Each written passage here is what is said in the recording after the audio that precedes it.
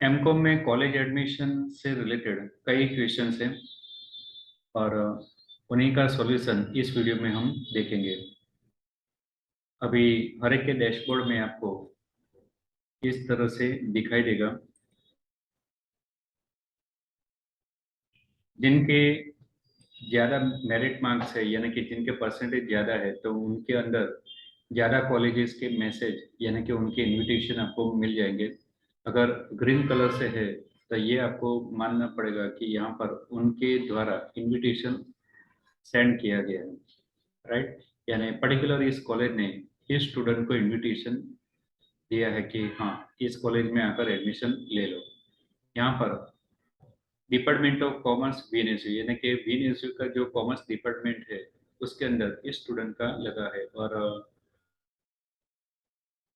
इस स्टूडेंट को ये जो पीरियड बताया गया है इसी पीरियड के अंदर जाकर एडमिशन कंफर्म करवाना पड़ेगा। यहाँ पर हम देख सकते हैं कि इंग्लिश लिखा है यानी कि ये इंग्लिश मीडियम से रिलेटेड है, गुजराती मीडियम नहीं है। यहाँ पर भी इंग्लिश मीडियम है। दूसरा ग्रांट इन एड है कि हायर पेमेंट है वो भी आपको देखना पड़ेगा। यहाँ पर सेल्फ फाइनेंस है, ये सेल्फ फाइनेंस कॉलेज है। यहाँ पर ग्रांट इन एड है, हाई पेमेंट, दोनों का कॉम्बिनेशन है। इसके अलावा और भी कई चीज़ें हमें ध्यान में रखनी है।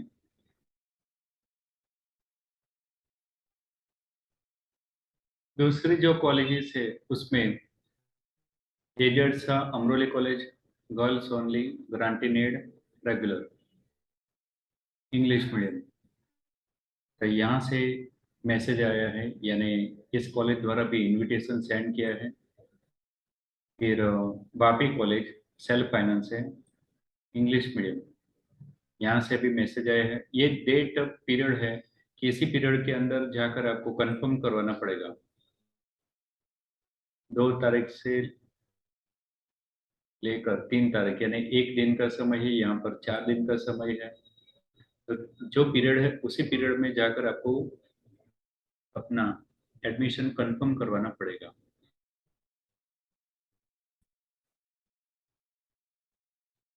यहाँ पर हम देख सकते हैं कि गुजराती मीडियम के कॉलेज में भी इसी तरह से यहाँ पर दिखाई देता है यानी कि गुजराती मीडियम की जो कॉलेजेस हैं उनके द्वारा भी इनविटेशन सेंड किया गया है। उन्होंने भी मैसेज सेंड किया है कि अगर इस स्टूडेंट को गुजराती मीडियम में जाना है तो वो जा सकते हैं। ग्रांटी नीड है रेगुलर।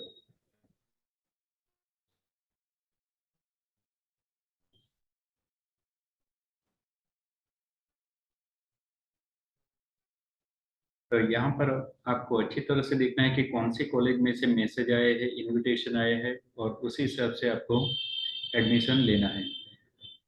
अभी दूसरे प्रॉब्लम हम देखें।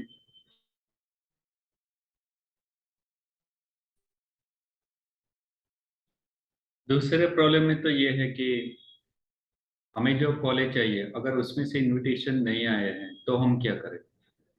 यानी हमें पर्टिकुलर कॉलेज के अंदर ही जाना है पर वहाँ से इनविटेशन नहीं आए, यहाँ से कोई मैसेज नहीं आए हैं और अभी जो कॉलेज में हम लेना नहीं चाहते हैं उसमें से एडमिशन के लिए इनविटेशन आया है या तो फिर मैसेज आया है, तो फिर हम क्या करें। तो चलो उसके बारे में डिस्कस करते हैं। एट प्रेजेंट तो सपोज आपको चाहिए SPB कॉलेज में एडमिशन, तो SPB कॉलेज आपकी फर्स्ट प्रायोरिटी पर है। फिर आपको तय करना पड़ेगा कि अगर किसी भी हाल में स्टार्टिंग में या एंड में किसी भी हाल में SPB कॉलेज में से इनविटेशन आता नहीं है या तो फिर मैसेज आता नहीं है और फिर फाइनली आपको कोई दूसरे कॉलेज में जाना है तो फिर आपको उसका रैंक तय करना पड़ेगा, पहले से फिक्स करना पड़ेगा कि हाँ अगर SPB में नहीं मिलता है तो फिर फाइनली मैं इस कॉलेज में एडमिशन लूंगा या लूंगी, राइट। तो पहले से आपको प्रायोरिटी तो देनी पड़ेगी कि first priority, second priority, third priority पर कौन कौन सी कॉलेज हैं। मान लो कि सेकंड कॉलेज हमारे लिए है VNSU डिपार्टमेंट।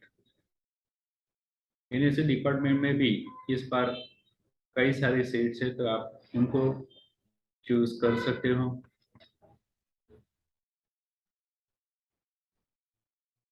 तीसरे में अमरोली कॉलेज,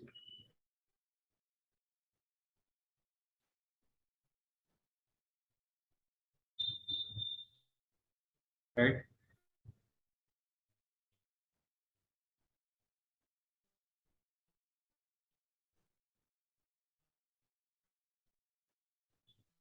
चौथे पर डीआरबी कॉलेज। तो आपने इस तरह से रैंक तय किया है कि अगर पहले में नहीं मिलता है तो दूसरे में, दूसरे में नहीं तो तीसरे में, तीसरे में नहीं तो चौथे में। इस तरह से आपने रैंक तय किया है। अगर नहीं किया है तो फिर पहले से करके रख दो। मान लो कि चौथी कॉलेज में अभी आपको मैसेज दिखा जाए कि चौथी कॉलेज में से मैसेज आया है, तो वहां पर जाकर आप पूछ लो कि क्या आप प्रोविजनल एडमिशन,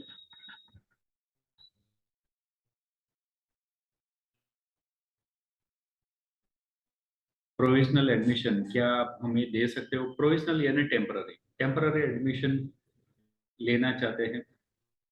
अगर नज़दीकी कॉलेज में या तो फिर हमें जो चाहिए उस कॉलेज में से हमें मैसेज आता है या तो फिर एडमिशन मिलता है, तो हम वहाँ पर जाना पसंद करेंगे।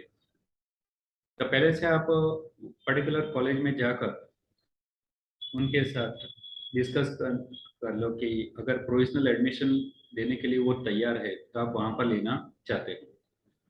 और अगर वो आपको प्रोविजनल एडमिशन देते हैं तो आप वहाँ पर ले सकते हो। एट प्रेजेंट आपने प्रोविजनल एडमिशन लिया डीआरबी कॉलेज में, फिर अमरोली कॉलेज में से मैसेज आता है जो आपकी थर्ड प्रायोरिटी पर है, तो फिर आप अमरोली कॉलेज में जा सकते हो।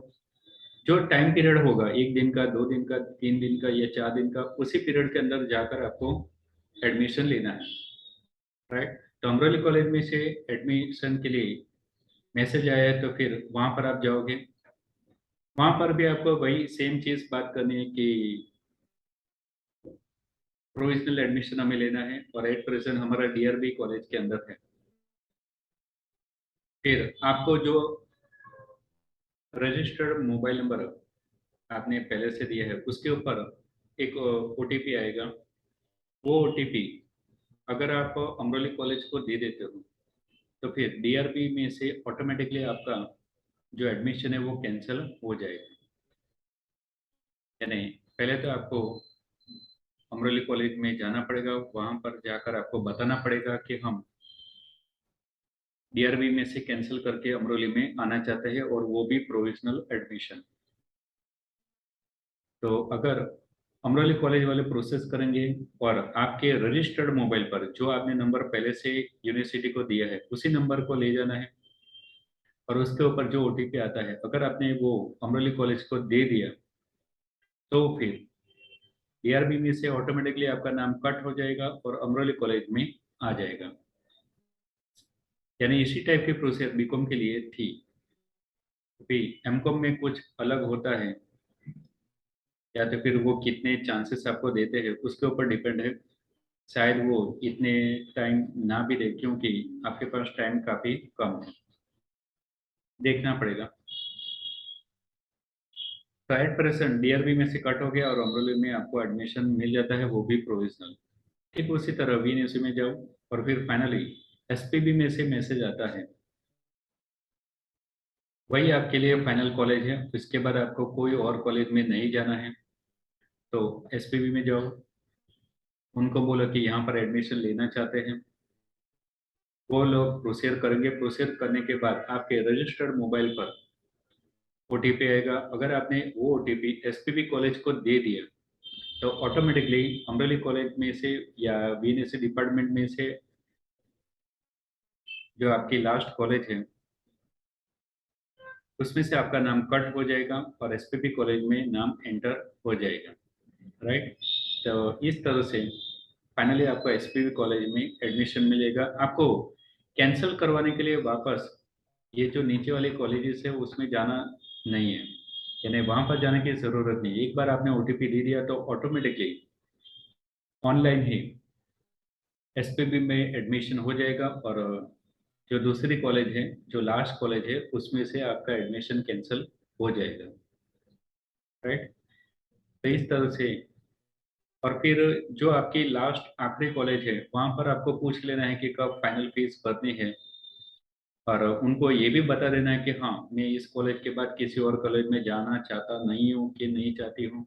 तो वो आपको फाइनली उनको बता देना है, ताकि उनको भी कंफर्म हो जाए और आपको भी कंफर्म हो जाए।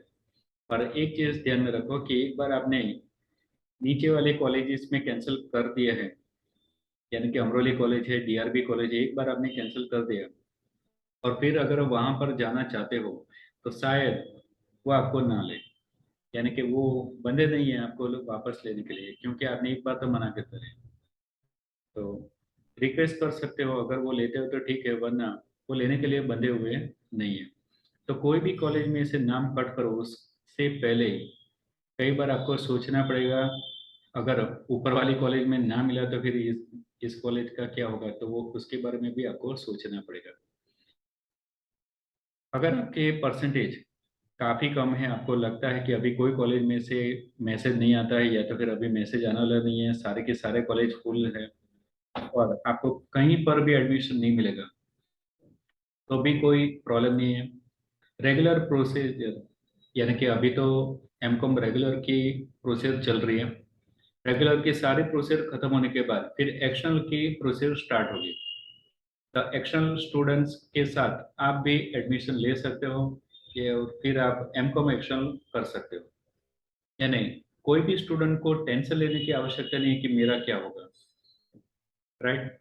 एज फार एज पॉसिबल अगर आपको रेगुलर में मिलता है तो काफ़ी अच्छा है, क्योंकि रेगुलर में परसेंटेज ऑलमोस्ट ज़्यादा आता है, एक्सटर्नल में कम आते हैं, क्योंकि एक्सटर्नल की एग्ज़ाम ईयरली आती है, और एक साथ दोनों सेम की एग्ज़ाम आपको देनी पड़ेगी।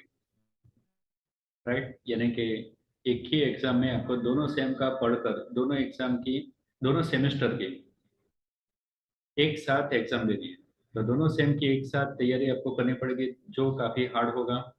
जबकि रेगुलर में एक एक सेम की वन बाय वन आपको एग्ज़ाम देनी है, तो वो थोड़ा इजी रहता है। इसीलिए रेगुलर स्टूडेंट्स के परसेंटेज कंपैरेटिवली ज़्यादा आते हैं, एक्सटर्नल के परसेंटेजेस कम आते हैं।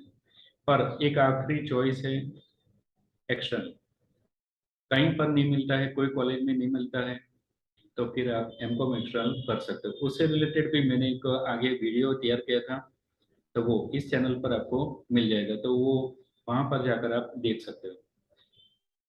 दूसरे जो प्रॉब्लम्स है तो उनसे रिलेटेड नेक्स्ट वीडियो में हम डिस्कस करेंगे। ओके।